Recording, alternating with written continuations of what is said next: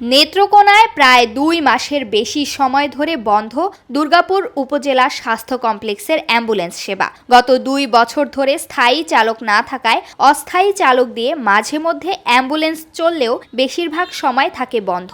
এদিকে সরকারি অ্যাম্বুলেন্স বন্ধ থাকায় অতিরিক্ত কয়েক গুণ টাকা খরচ করে সেবা নিতে হচ্ছে বলে অভিযোগ রোগীদের। তবে হাসপাতাল কর্তৃপক্ষ বলছে, দ্রুতই স্থায়ী চালক নিয়োগের মাধ্যমে অ্যাম্বুলেন্স সেবা সচল করা হবে। নেত্রকোনার পাহাড়ি সীমান্তবর্তী উপজেলা দুর্গাপুর। এই এলাকায় প্রায় ২.৫ লাখ মানুষের স্বাস্থ্যসেবার একমাত্র ভরসা উপজেলা স্বাস্থ্য কমপ্লেক্স। চিকিৎসা সেবা নিতে আশেপাশের আরও কয়েক উপজেলার মানুষ আসেন এখানে। ৫০ শয্যা বিশিষ্ট এই উপজেলা স্বাস্থ্য কমপ্লেক্সে প্রতিদিন গড়ে প্রায় ৫০০ রোগী চিকিৎসা সেবা নিয়ে থাকেন। ফলে অনেককেই উন্নত সেবার জন্য রেফার করা হয় ময়মনসিংহ কিংবা ঢাকায়। তবে গত ২ মাসের বেশি সময় ধরে বন্ধ সরকারি অ্যাম্বুলেন্স সেবা।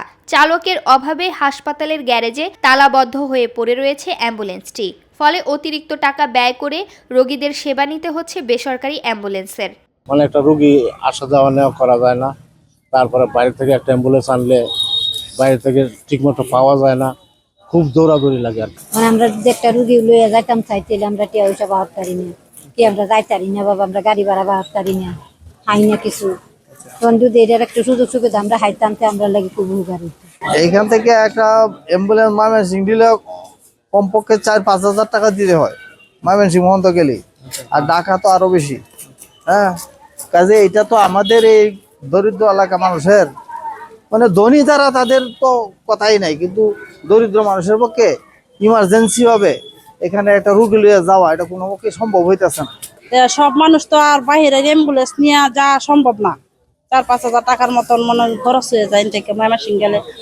সরকারি অ্যাম্বুলেন্স হলে আমাদের জন্য ভালো হয়। আমার চিকিৎসায় চলে না, আমার জীবন বাঁচতেছে না। আমি গরিব মানুষ, সাধারণ গরিব মানুষ, মনে করেন রিক্সা চালায় খাই, তারপরে মনে করেন খেতে কামারে কাজ করে খাই। তাহলে আমি ভাড়া দেম করতে গে ১০,০০০, ৮,০০০, ৬,০০০ টাকা ভাড়া দেম করতে গে। আমার চিকিৎসা তো চলতো না, তাহলে আমি ভাড়া দেম করতে গে। মাইক্রোবাস ভাড়া করে আমাদের ওই মাদেরকে নিতে হয়, বোনদেরকে নিতে হয়, রুগী নিতে হয় জরুরি, হ্যাঁ, বিশেষ করে গর্ভবতী মহিলাদেরকে। তো যার ফলে আমাদের এলাকাতে এই দুর্ভোগ একমাত্র আমি বলবো এটা হসপিটাল কর্তৃপক্ষ এটার জন্য দায়ী।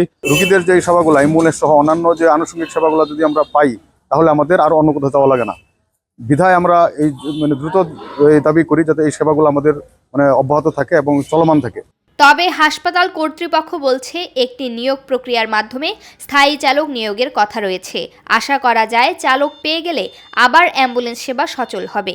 অ্যাম্বুলেন্সের ড্রাইভার দীর্ঘদিন ধরেই নাই, সরকারি ড্রাইভার অ্যাম্বুলেন্সের ড্রাইভার ২ বছর ধরে নেই, কিন্তু তাকে আমরা আপাতত না থাকার কারণে উপজেলা স্বাস্থ্য কর্মকর্তার যে জিপ গাড়ির ড্রাইভার তাকে দিয়ে আমাদের কাজ চলতেছিল, কিন্তু তাদেরও বেতন ৬ মাস যাবৎ বন্ধ থাকায় আমরা আপাতত তার চাকরি নেই, এবং এই জন্য আসলে ড্রাইভার না থাকায় আমাদের অ্যাম্বুলেন্সটা এখন আপাতত বন্ধ আছে।